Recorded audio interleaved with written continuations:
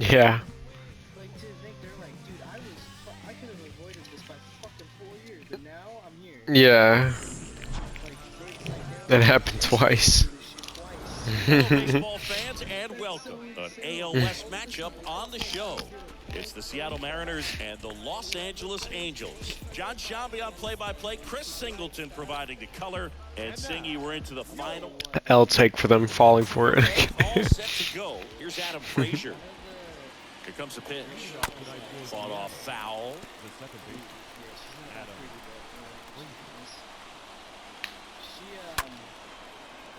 She could send me some nice fucking pictures. Like, and now I'm like, yeah, this girl is actually cute. I won't give her hot. I won't give her hot. But she's definitely kind of Swing and a miss, and he got him. And one out now. Now the number 2 hitter, God. Came out of his mechanics there. Would you like the bag with this one? No, actually. Little anxious. Next pitch is outside. And he takes a strike. Nasty 2-0 slider there for a strike. That tells you he's got a lot of confidence in that pitch. Next offering clips the zone count even at 2. The punch out there. Back-to-back strikeouts. Well, anytime you can punch out the top 2 guys in a lineup to start an inning, got to be feeling pretty good out there on the mound, because when you think of just having a distraction, table setters on the base paths, and all of a sudden you're getting He a can number cry. 3 hitter. You know what's funny is technically, so you're playing the new show right now, and I'm playing the old show right now.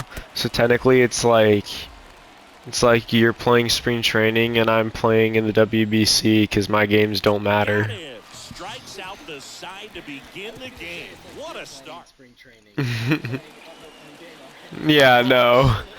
That'd be the real comparison, but the one that I'm making is that I'm playing in the WBC because my games no longer matter. Go out there, have a shutdown inning. Don't give that other team any hope.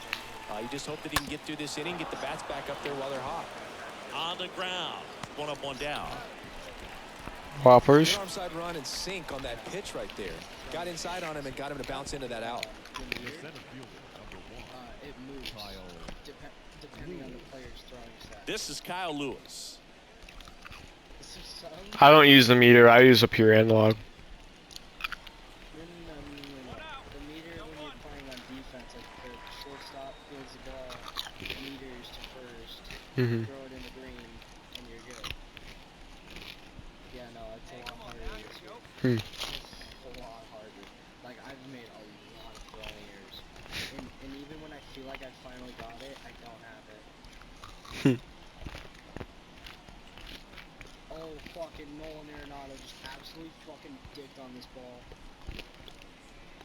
Oh, slow as fuck. Holy crap. How do you get a stand-up double? That guy scored from fucking first, and you're on second. And that's in there for strike 1. And a swing and a miss there. I'm playing my career mode right now, and Count is 1 and 2. I've had so many games where I've pitched a perfect game and then lost it in like the 9th from some bullshit. Really dialed in, and this offense is going to have to do something to try to break that rhythm. Maybe it's square around the bunt, step out of the box. I normally it's normally the same thing for me every year where like I'll play it and I'll work my way up to the major leagues and then I'll play like one full season where I can like win awards and win the World Series, and then like after that I'll just give up and go do Diamond Dynasty and I'll basically never touch it again. But like this year I kind of did it opposite. Back here at Angel Stadium, on to the 3rd inning, and stepping in for the Mariners, Ty France. And a foul ball. 0-2 as he waves Yeah. at that one. Yeah, it's funny is when I went to California, like I used to never bring anything with me, like no consoles or anything, because I was like, oh, I'm on vacation, I don't want to lose it, and my parents wouldn't let me bring in all that stuff. And then there was one year I just brought it, like 4 or 5 years ago, I brought it without telling my family. And then I just hooked it up in the living room one day when they went out, and it was like the first day or some shit. Like my parents went out to go bring food back for us, and I set up my PlayStation then, and then I started playing in the living room, and they bring back the food, and everyone starts eating inside, and then they they walk in, and I'm playing this shit. I'm playing the show on there. And my parents are thinking, like, this is a real game. They thought it was a real baseball game that was going on. And so, yes, they sat down and watched. And then they're like, Nick, aren't you going to eat? And I'm like, yeah, hang on, I'm doing something. And then, like, she finally sees I have a controller in my hand. And she's like, why do you have a controller? And I was like, huh? No, it's my phone. And I convinced her it was my phone for a little bit. And then eventually she heard the clicking. And she's like, your phone doesn't click like that. And then she like looks again and sees it's a controller. And then she's like, are you playing a game right now? And I was like, yeah. And she goes, where? And I was like, on the TV. And she's like, what do you mean? I'm like, that's my baseball game right now I'm playing. And she's like, this isn't real? Like, I was playing like Padres Angels or some shit like that too, like purposely. And she's like, that's not real? I'm like, no, do you think it's real? Like, does it look that good? Does it look real? And like, I forgot that my mom and dad don't have great eyesight, so, they thought it was real. They just had bad eyesight. Yeah, yeah. 7 strikeouts already, so he's got a good pace going, no doubt. This is on the ground to Walsh. The flip to the pitcher covering. 2 quick outs here at the top of the 4th. That's what a good sinker's designed to do. Get a guy to roll over a little bit, hit the ball on the ground, kill some worms while you're at it. Winker stands in now, looks at that one inside. Next pitch misses. 2 balls, no strikes to count. Righty to the plate. And that one when we went to Tucson for that tournament, when we were playing park and I was in left field, I looked over to the other field, and because like it was like we were subbing pitchers or something like that, so we had nothing to do. So I look over to this field while the new pitcher's warming up, and this team in like a white jersey and white pants, they were on the field next to us, and then they hitter's got his timing down for the breaking ball. They in on the hands, can be very difficult for that hitter. Oh my god, I told you. Well, I can't even remember what I was just saying. Oh god. Oh, so I look over this field and this ball is hitting the left field corner. And this dude fucking picks this shit up, takes one step, and fucking lines it from the fence to home on a one-hopper. And I go, holy fucking shit. I'm like, that guy's got a fucking cannon. Like, this shit, it was like, it felt like as soon as he let go of the ball, it was already hovering over the fucking infield dirt. And so I was like, I was like, did you fucking see that? And someone else saw it. But I can't remember who it was.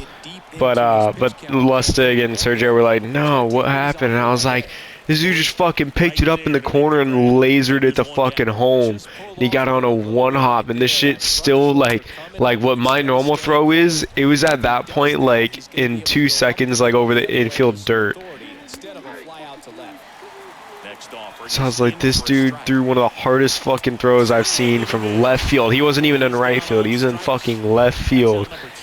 And he didn't get the guy because the dude was going from fucking, he was tagging from third to home. But fuck, he lined it there. I'm pretty sure he held the hitter to a single or a double on it, when it very well should have been a double or triple.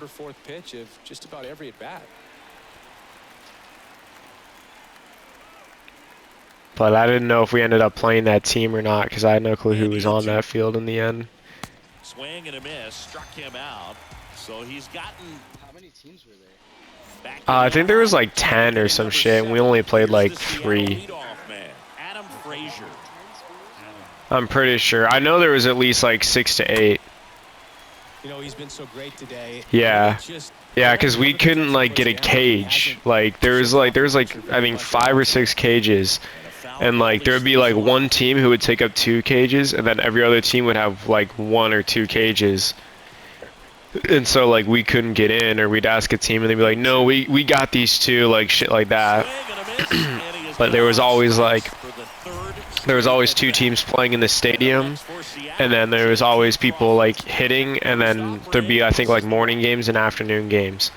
And so like one day we had the morning games, a strike. and when we were leaving, there was teams hitting in the cages warming up, and then another day we had the afternoon games, and then that was when I saw all the other teams before us in the fields. So there was at least like 2, 4, 6, 8, I guess probably 16. Because I think there was enough to have Swings and fouls one off. a game on each field, which was 4 fields, and then the 1 stadium. But I don't know. It seemed like there was a good amount of teams there. Like I'd say at least 6 to 8 different ones. Because we played like 3 or 4 different ones, and I had a friend who was actually on one who we didn't play. And then I know there were still like 2 or 3 other teams that we didn't play besides that. Yeah, he's been very frugal today, economical with the pitch count. But it's funny because it's just like all it is that tournament. There's no like winner. There's no like, oh, congrats, you win, you get a ring or a trophy or anything like that. It's literally just play the games like round robin and then leave. Comes up empty as he chases that one in the dirt. That completes the strikeout, inning over.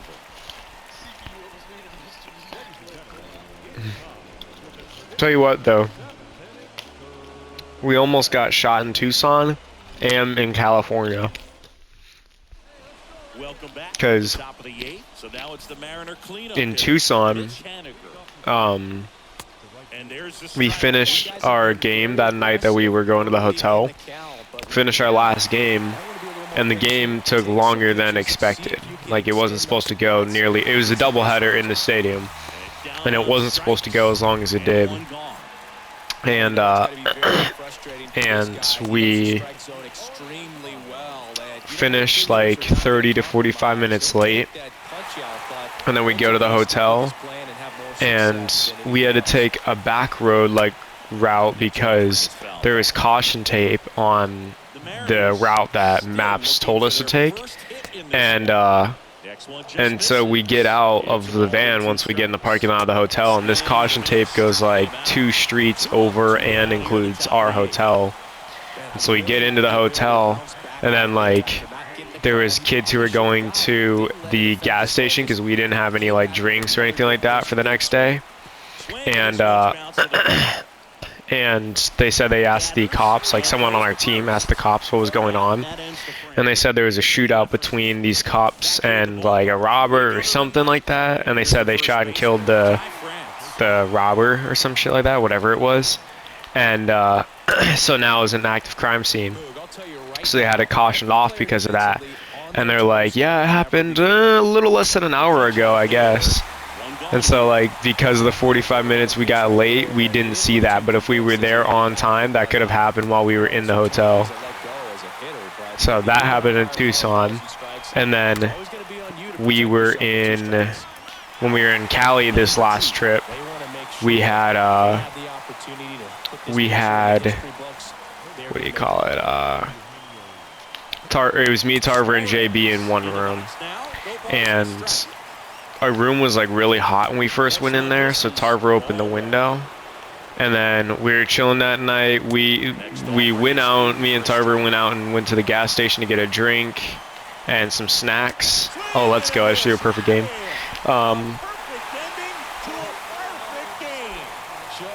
unbelievable. I was nervous up here in the booth. I can only imagine what his teammates and even he felt out there on the I just threw a perfect game against the Mariners at the same time as that happened. This perfect game, and it'll be notched in Cooperstown